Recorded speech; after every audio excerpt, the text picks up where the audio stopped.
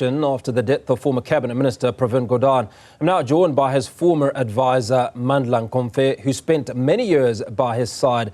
Mr. Nkomfe, I appreciate your time. Thanks so much for speaking to us. When we look at the life of the former Minister Pravin Gordhan, in some instances he's been described as the resistance of against state capture after he was fired as finance minister in 2017. For those that were closer to him, such as family, he was a man of great integrity. And then there are those who are critics of him in his final tenure as a public enterprises minister. Now, as someone who worked closely with Pravin Gordhan for many years, what are your most enduring memories of his leadership and character? Thank you very much, and good afternoon to your viewers. I have spent a lot of time with Minister Gordhan in various capacities, even before I worked with him in the government as the MEC for Finance in Gauteng, and later on as his special advisor. I come from the youth movement in South Africa and the civic movement. And Minister Gordhan has been very influential in connecting and building organizations in the townships, in the rural areas, in the urban areas. There's a lot of generation of young people who have been brought up by him, mentored by him, who became activists. So this sense of activism is an important attribute, a defining feature of Minister Gordhan. And that brought him into government, and he never saw himself as a classical politician, but more as an activist who was firm in his articulation of his views in whatever he did, and was firm against corruption, a man of integrity and ethical conduct. And that really defines him vis-a-vis a whole range of people. And of course, he wouldn't suffer fools very easily. And that really made him not to be liked in some quarters. But essentially, he was a consistent leader of the movement, the Congress movement, as it were. Now we're obviously at a time where he is being accorded his flowers, to use a popular term.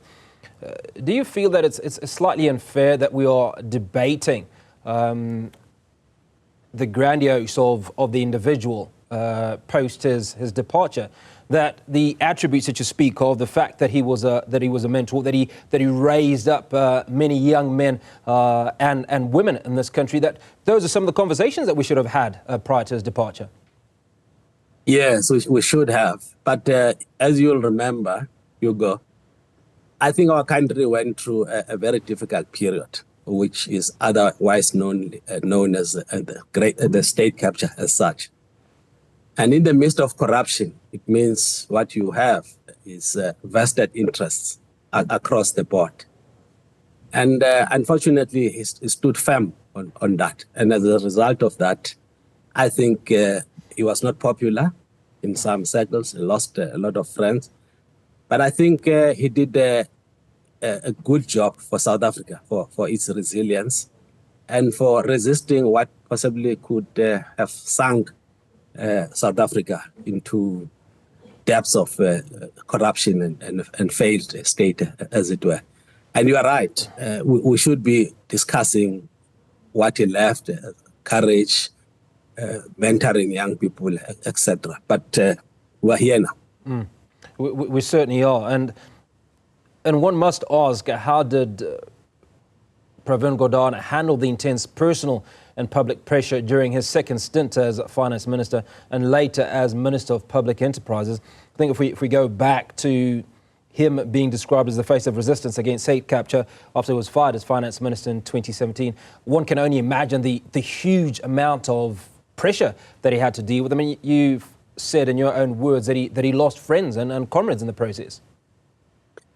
Yeah, Hugo, I don't know how to define that, because working closely with him, it took toll on him personally, because it went beyond his person as a member of the ANC but it went into the family because attacks came into the family, into the daughters, etc. And when it came to the family, that's where I just saw that it became weak because it was just hitting him. But I think it's a generational issue. There's a generation in our country which had tenacity to withstand adversity. And this generation which resides in the Congress movement, Mandela's, the Susulus, Tambos, and the Joe Slovers, I don't know, it's something that it's rare today. So to that extent, he had the courage and also of his convictions, basically. And he stood it, went and pushed things to the brink. And working close to him, because the challenge with him was that if you do something, you have to throw yourself big time. There are no half measures. You have to get it through. It must be done. And to that extent, he was very tenacious and disciplined. And that is a man that I came to understand, because when I was young, it was more like a teacher, mentor, etc. But he was a very courageous person. What are your insights that you'd like to share into his strategy for maintaining integrity within the Treasury and other departments? Yeah, I'll tell you, before Treasury, he had done quite a lot of work with SARS in terms of establishing our revenue services. He had done a lot of work in piloting the local government 1998 white paper, on the basis of which the present system is based. So he had done quite a lot of things, as well as in the Treasury during our times. When we were at COCTA, and again, his push was always for municipalities to reconnect with communities, to do what he called back to basics, so that you don't get involved in grand schemes that do not have a resonance with the ordinary folks out there. So that was the background when he came into COCTA and into the finance department as such. And so that really drove him in a big way.